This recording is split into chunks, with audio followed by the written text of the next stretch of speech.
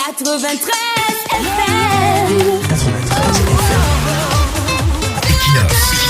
Radio. Bonjour, si la justice camerounaise n'a rien à cirer des enquêtes de la Chambre des comptes, mieux on la dissout. Si le président de la République n'a rien à foutre des résultats des audits de la Chambre des comptes, mieux il la dissout. Parce qu'au final, on a l'impression que la Chambre des comptes se dépense pour rien pour investiguer sur la malgouvernance, les détournements et les fautes de gestion. On a l'impression que le travail de la Chambre des comptes est réduit en simple travail de petits journalistes des comptes publics. Elle enquête, elle publie juste pour informer, après rien. Pourtant, cette institution qui est comme une division de la Cour suprême, la plus haute juridiction de l'État en matière judiciaire, administrative et de jugement des comptes, a pour mission de contrôler et de statuer sur les comptes de l'État, la légalité financière et la conformité budgétaire de toutes les opérations, des dépenses et des recettes de l'État. Comment est-on arrivé à réduire les résultats de cette haute institution en simple reportage de la malgouvernance? Après les rapports, rien. Les rapports finissent d'accabler les gestionnaires de crédit, voleurs de l'argent du peuple. Après la publication, rien. Le chien aboie, la caravane passe. La Chambre des comptes finit de dénoncer avec des exemples et des preuves à l'appui. On s'attend à ce que la justice ou le président de la République prennent le relais en engageant des procédures judiciaires ou des arrestations contre les pilleurs cités. Rien. C'est le silence total. L'année qui suit, la Chambre des comptes met à nu des cas de vol avec leurs auteurs. Après, c'est la même indifférence de ceux qui doivent tirer toutes les conséquences judiciaires et politico-administratives de ces rapports.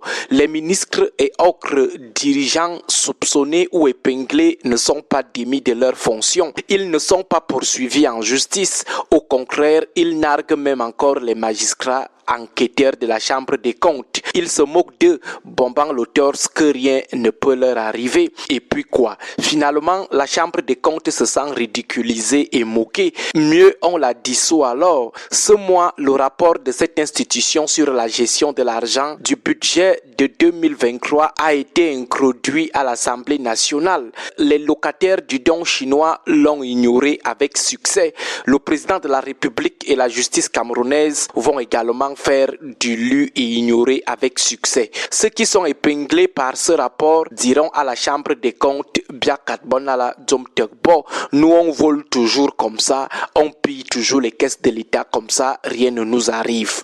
Pourtant, ce rapport sur l'utilisation de l'argent du budget de 2023 que le régime a d'abord caché aux locataires du don chinois est clair dans sa conclusion. Après enquête, ce rapport accorde une opinion, un jugement défavorable à l'utilisation de notre argent en 2023 par les ministres. Ce rapport dit, nous le citons, les états financiers ne sont dans tous leurs aspects significatifs, ni réguliers, ni sincères. Fin de citation. Ça dit tout sur la fête que les gens du 6 novembre ont encore organisé avec notre argent en 2023. Avant ce rapport, il y a eu 3 autres qui ont été ridiculisés par l'indifférence du président de la République et de la justice camerounaise.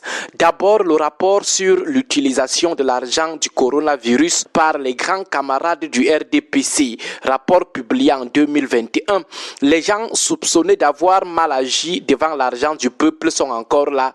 Personne n'a été enlevé ni arrêté. Or, ce rapport a révélé de nombreux cas de faute de gestion, plusieurs marchés non livrés, mal et non exécutés, des marchés non achevés sur le terrain mais curieusement réceptionnés sur les papiers, des situations flagrantes de gabegie financière et de nombreux cas de surfacturation. Les grands camarades du RDPC au cœur de la gestion de cet argent du coronavirus, de ce premier rapport se vantent encore ici dehors 4 ans après. Ensuite, il y a eu le deuxième rapport sur l'argent du coronavirus, septembre 2022, toujours sous la conduite du magistrat Yap Abdou, président de la Chambre des comptes. Dans ce rapport, la Chambre des comptes constate des cas des ressources perçues mais non utilisées, des cas d'absence de production des rapports d'activité financiers, le cas d'absence globale de transparence et de faible redevabilité dans la gestion du Fonds spécial de solidarité nationale. Dans ce deuxième rapport, la Chambre des comptes va jusqu'à recommander une procédure. Mais depuis 2022, rien. La justice et le président de la République regardent ce rapport comme un faux billet. Enfin, le troisième rapport d'audit de l'argent du coronavirus, mars 2023. La Chambre des comptes est à nouveau formelle. Nous le citons, la gestion du fonds spécial n'a été ni efficace ni transparente. La Chambre a relevé à nouveau des anomalies dans l'exécution des marchés spéciaux. Fin de citation. Mais depuis 2023, on n'a toujours rien fait aux gens cités dans cet autre rapport. Finalement, si on veut limiter ces rapports de la Chambre des comptes à un simple travail journalistique, mieux on dissout cette chambre. On économise l'argent de son fonctionnement. On arrête de mettre les magistrats enquêteurs au travail. Mieux on dissout ça et on laisse les pilleurs continuer de piller sereinement l'argent de l'État. Bonne journée à vous tous. 93 FM.